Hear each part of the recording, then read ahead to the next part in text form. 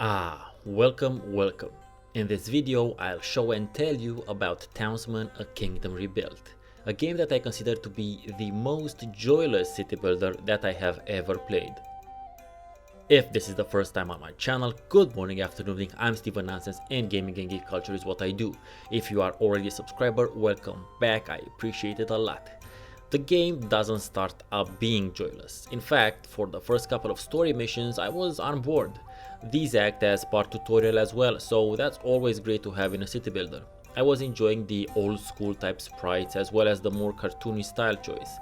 The game seemed that it would be a simple entry-level sort of experience, a great game to introduce kids to the wonderful world of these interactive spreadsheets called city builders. But then I started stumbling into a variety of weird and mostly time-consuming design choices. Most of these I'm pretty sure are caused by the fact that I'm playing a port of a mobile game which was never really designed to be played in chunks of time larger than, 2 to 3 minutes. Because playing this game on the PC is boring, frustrating, and overall joyless. And I know I try to be generally positive on my channel, relating both to games and movies. I think it's much too easy just to gratuitously hate something for what it isn't, especially on the internet. But this isn't that. I dislike this game for what it is.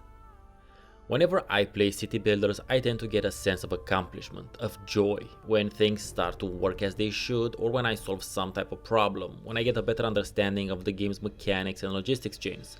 Not really so with Townsmen, because there is very little playing of the game and much more waiting on the game to do what you tell it to. I never shut down a Townsmen session feeling satisfied with the proceedings, quite the opposite. I felt like I just wasted a bunch of time I could have spent playing something else.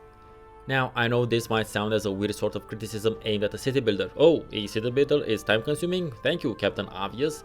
This isn't the same sort of temporal vampirism related to Caesar 3 or Banished. In those games, you wait very little for buildings to be actually built. In the Impatience games, for instance, the buildings only require you to have the resources and they're instantly built. While in Banished, as long as you have the resources, you can build them relatively quickly. What you put time in is assessing where you should place a new building, seeing how well it integrates in your production chains, and then further balancing it with the increasing size of your settlement. In Townsmen, you can sort of start building things even if you don't have all the required resources, which in itself isn't a bad design choice, but the problem arises when you don't get the rest of the resources in time. That's when your workers stop building it and wait for the needed materials to become available.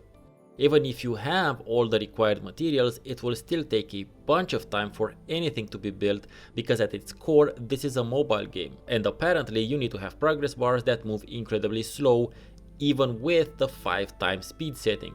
You can, however, take the workers off the building site and assign them to a different job while you wait to gather the remaining materials.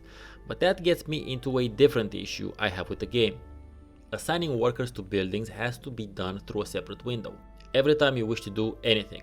Again, as a game feature idea, it's not bad, but in this game you have to assign and unassign workers so often it becomes really annoying that there's no other way of doing it. You know, like selecting workers with your mouse.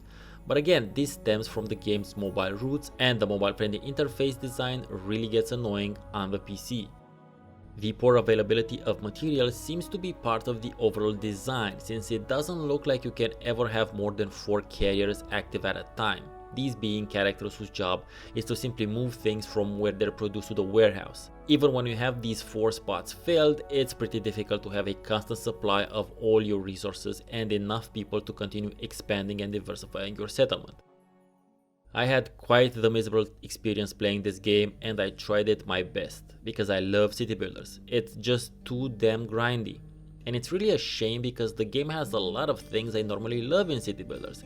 It has a wide variety of buildings, all of them having pretty solid descriptions of what they do, several production chains, it allows you to upgrade building features. Granted, this happens only after you put in a lot of time into the game in order to level up, and then spend at least 5 minutes researching the new technologies, again a characteristic of mobile titles, after which they are always available. Your people have a variety of needs and desires that have to be taken care of. Unfortunately, it also has some semblance of combat, which whatever, that's not my bag. It's the same automated sort of fare that Settlers 2 has. The game has all the parts that a good city builder should have, but unfortunately its origins cannot be denied and it's literally a time sink. and not the fun kind, at least not for me. The single good thing that the game did for me was to remind me strongly of Knights and Merchants, so much so that I decided to postpone my dive into Foundation, a game that I've been looking forward to for about a year now, and instead I'll take a look back at Knights and Merchants.